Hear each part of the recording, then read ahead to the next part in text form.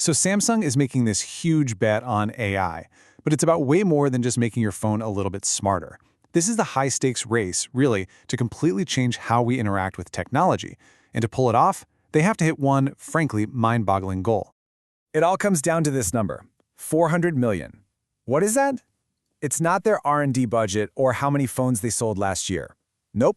This is the number of active Galaxy AI users Samsung wants to have by the end of 2025.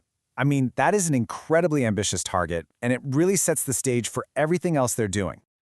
So the big question is, how on earth does Samsung plan to get 400 million of us using their AI? Well, the answer starts with a suite of technology they're calling Galaxy AI.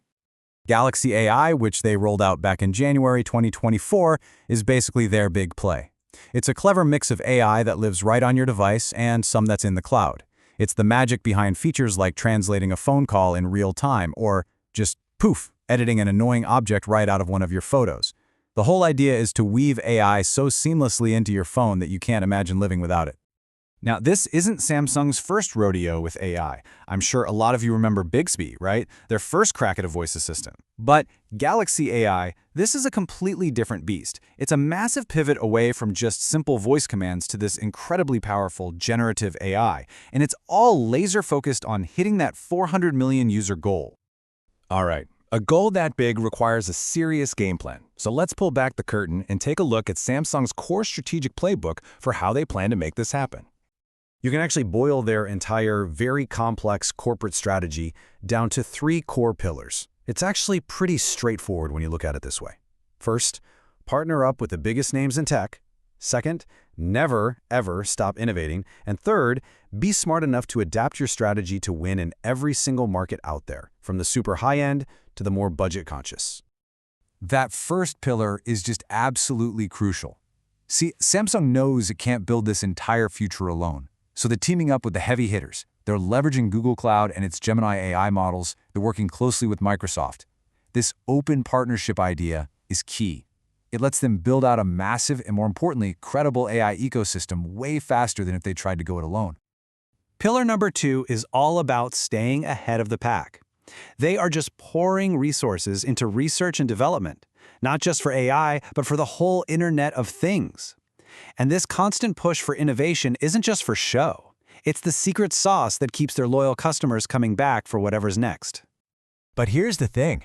A global strategy only really works if it feels personal and local. And that brings us to their third and, maybe their most clever pillar, taking that grand vision and tailoring it to fit unique markets all over the world. And they're getting incredibly specific with this. In markets like India or Indonesia, maybe the big selling point is all about enhanced photography features. For folks who are more price-sensitive, they've got dedicated lines like the Galaxy M series. They're even engaging at the community level, launching programs like the Galaxy AI Pioneers in schools. It really is a full-spectrum attack. Okay, so that all sounds like a pretty solid plan, right? But the road to 400 million users is absolutely filled with some major potholes. So what could actually derail this massive ambition of theirs?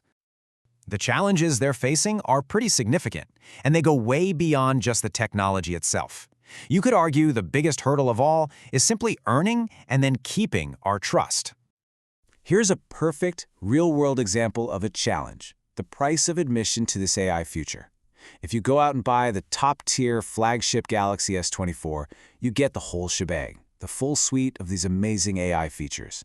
But what about the more budget-friendly Galaxy A35?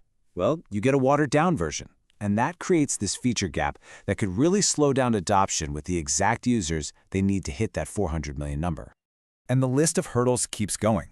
User trust is paramount. We all need to feel like our data is safe. Making these advanced AI features work smoothly on older, less powerful phones is a huge technical puzzle.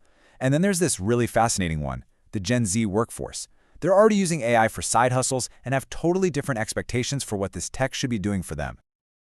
So why does all of this corporate strategy and these challenges even matter to us?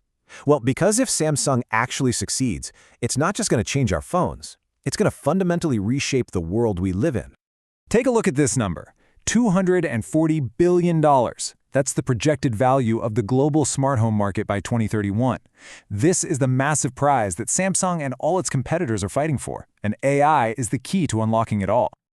And that market isn't just big, it is growing at an incredible clip. We're talking over 14% a year. This isn't some far-off, distant future. This transformation is happening right now, and it's picking up speed. The ripple effect from this is going to be felt everywhere. We're talking about our homes getting smarter and more energy efficient. In healthcare, think about AI-driven insights from our wearables completely changing remote patient care. And it's not just personal stuff. For businesses, tools like SmartThings Pro are already bringing these AI solutions into places like hotels and schools. The impact is going to be broad and deep. Ultimately, Samsung wants you to see this as a mission that goes beyond just selling more gadgets.